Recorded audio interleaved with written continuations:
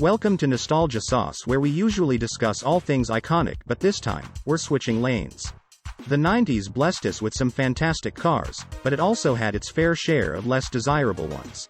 Join us as we shift gears and explore the automotive landscape of the 90s, the not-so-nice rides. Pedal to the floor, we got the 1990 Chevy Lumina. The 1990 Chevrolet Lumina, part of General Motors' GM10 lineup, was a stark departure from the impressive designs seen in the Olds Cutlass Supreme, Pontiac Grand Prix, and Buick Regal. While its counterparts exuded futuristic and sporty aesthetics, the Lumina fell victim to a lackluster design, earning the unfortunate reputation of a shapeless blob. It seemed as though, amidst the success of crafting three remarkable cars, the Lumina had been inadvertently overlooked. The attempt to salvage its design in the 11th hour resulted in a vehicle that lacked the sleek and cohesive appearance of its GM10 siblings. The Lumina, with its uninspired design, stands as a testament to the challenges of maintaining consistency in a lineup of otherwise remarkable automobiles. Next up, the 1995 Lancia Epsilon. The 1995 Lancia Epsilon showcased an unfortunate clash of unconventional design elements, rendering it unattractive to discerning car enthusiasts. Designer Enrico Fumia's attempt to infuse personality into the subcompact resulted in a regrettable outcome. The peculiar, chinless, and pinched face, along with an oddly curved beltline, contributed to an overall appearance that failed to resonate positively. The excessive use of black plastic outlining, coupled with cheese wedge-shaped taillights awkwardly positioned under the oversized tailgate, intensified the aesthetic discord. Lancia's decision to incorporate these design choices into the Epsilon marked it as one of the brand's least appealing creations, standing out for all the wrong reasons in the automotive landscape. Now we have the 1995 Buick Riviera. The 1995 Buick Riviera, often a testing ground for Buick's styling, culminated in an unfortunate aesthetic misstep. While featuring some intriguing lines, the Riviera's design was marred by a front end reminiscent of a beluga whale, creating a jarring visual discord. The attempt at gracefulness with the C-pillar and trunk lid, when viewed from the right angle, was overshadowed by the overwhelming awkwardness of the design. Additionally, the plastic fantastic interior failed to meet the standards of luxury expected in its class. The conservative engineering choices, coupled with the V6 power reserved for a model aspiring for V8 stature, relegated the Riviera to a status of a second-rate luxury coupe, squandering an opportunity to redefine Buick's image. Let's not forget about the 1991 Chevrolet Caprice.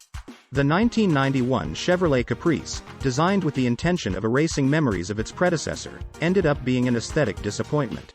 Attempting to breathe new life into the old Caprice, Chevrolet seemingly inflated its body, resulting in a design that resembled the Goodyear blimp. The reliance on mechanical components from the 1970s compounded the issue, making it not only look like the blimp but also drive like it.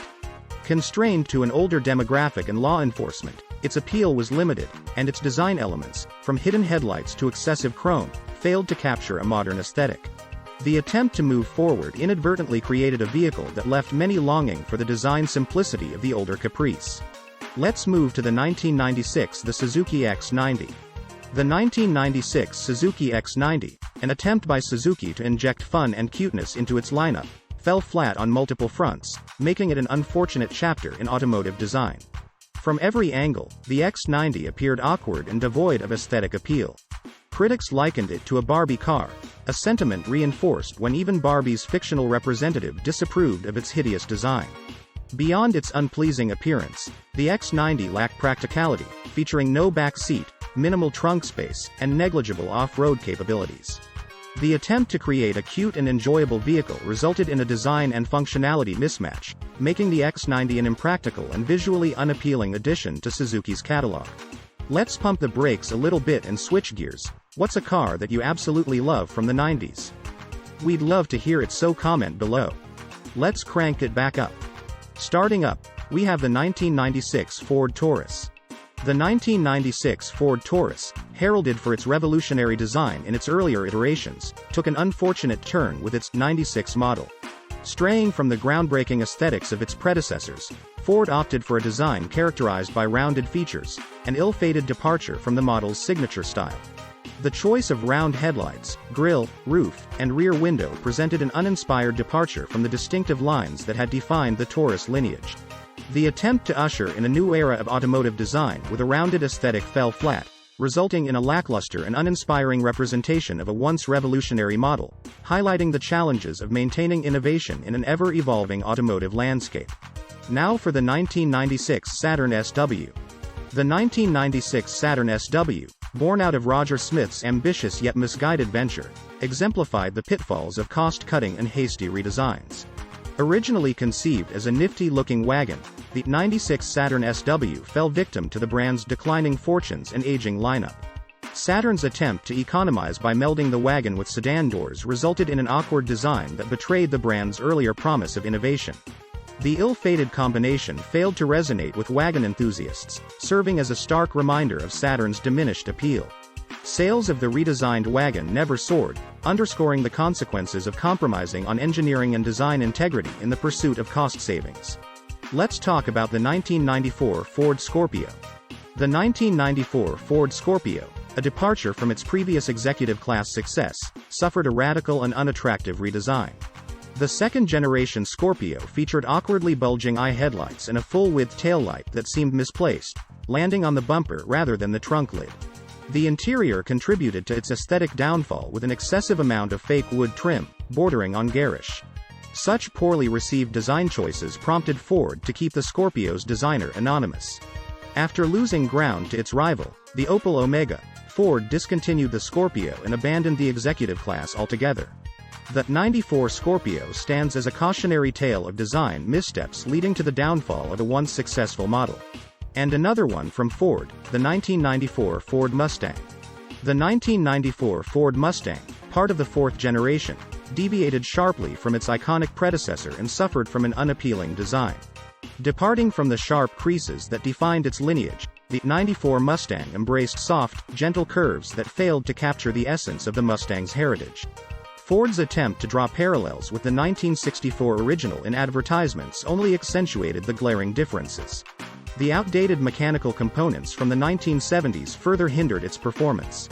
Enduring a decade of this aesthetically disappointing design, the 94 Mustang served as a transitional period before the successful revamp in 2005, underscoring the importance of staying true to a model's distinctive styling cues. Subaru had its fair share. Let's discuss the 1992 Subaru SVX.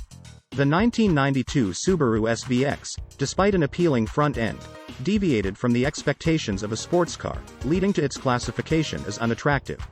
The design anomalies emerged notably in the doors and quarter panels, where an inexplicable standalone crease and peculiar C-pillar disrupted the overall aesthetics.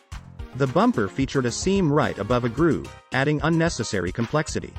The vehicle's styling choices raised numerous questions, from the strange design elements to the overall lack of coherence. Even more disappointing, the SVX, with its offbeat appearance, was accompanied by a high price tag, resulting in a combination of aesthetics and economics that left many scratching their heads. And at last, the 1992 Renault Twingo. The 1992 Renault Twingo, while attempting a whimsical front fascia reminiscent of a smiling face, ended up with a design that appeared more comically frightened. Designed by Patrick Lequement, its exterior was surpassed in eccentricity by its interior. Placing the instrument panel in the center of the dash, ostensibly for cost-saving purposes across left and right-hand drive markets, only managed to annoy the driver. The seat upholstery resembled wrapping paper fit for a 5-year-old's birthday present. Oddities extended to mounting the antenna on the driver's side mirror, a peculiar choice that added to the overall quirkiness. The Twingo exemplified a design endeavor that, while aiming for playfulness, resulted in an awkward and impractical outcome, contributing to its classification as an unattractive vehicle. As we wrap up this video, we just have to know: have you driven any of our featured cars? Share your experiences with us and comment on what stood out. If you enjoyed this video, click the subscribe button for more nostalgia sauce.